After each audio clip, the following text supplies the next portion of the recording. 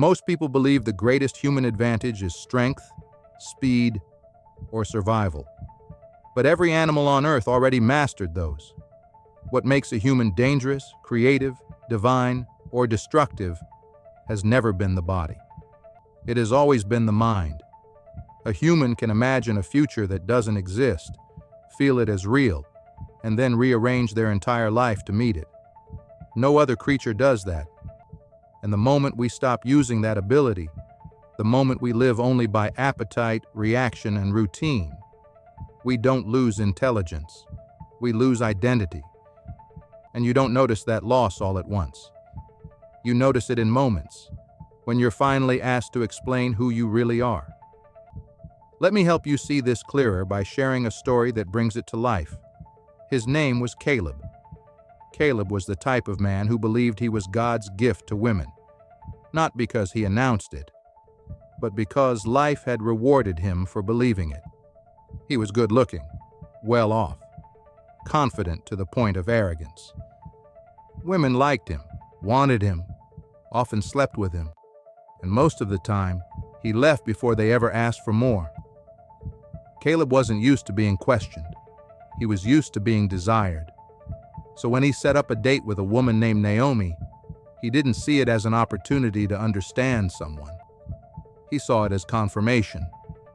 Naomi didn't come from money, no flashy lifestyle, no expensive habits. She carried herself simply, grounded, observant, unimpressed by surface things. Halfway through the meal, she leaned back and asked him, "What do you feel you bring to the table?" Caleb laughed, confident, then gave the answers that had always worked. "I'm built. I'm sexy. I stay fresh. I got a nice car. I'm one of the flyest dudes you'll ever meet." He smiled, comfortable, expecting the usual reaction. Instead, Naomi just listened. No interruption, no correction. After a moment, she lifted her hand and waved the waiter over. "Can we get the check?" Caleb didn't think much of it at first. When the bill came, Naomi picked it up and paid. That moment landed heavier than anything spoken, because Caleb had money, and she knew it. This wasn't about who could pay. It was a statement. She stood up, thanked him for the evening, and walked toward the door. Caleb sat there for a second, confused. This wasn't how it was supposed to go. There was a pause, just long enough for doubt to slip in. Then he stood up and followed her outside. "Hold up," he said. "What just happened? What's wrong?" She stopped.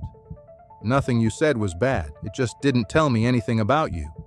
You told me what you look like, what you own, what usually gets you attention. But I didn't hear how you think, what impresses you, what excites you, what you value.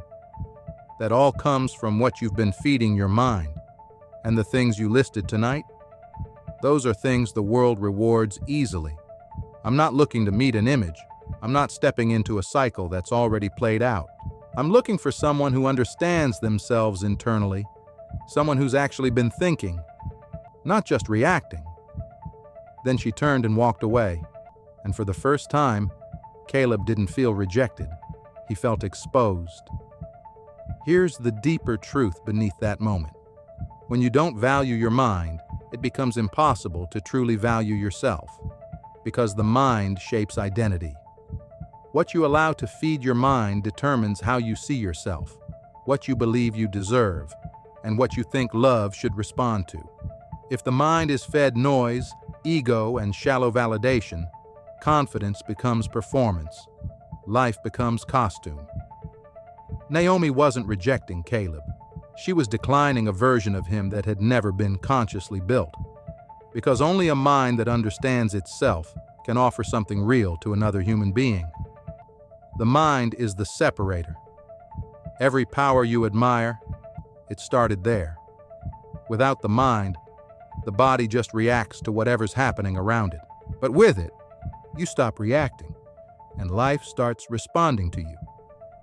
This is the quote room, where words wake minds. Some things don't need a reaction, just reflection. Just a few thoughts I had on my mind.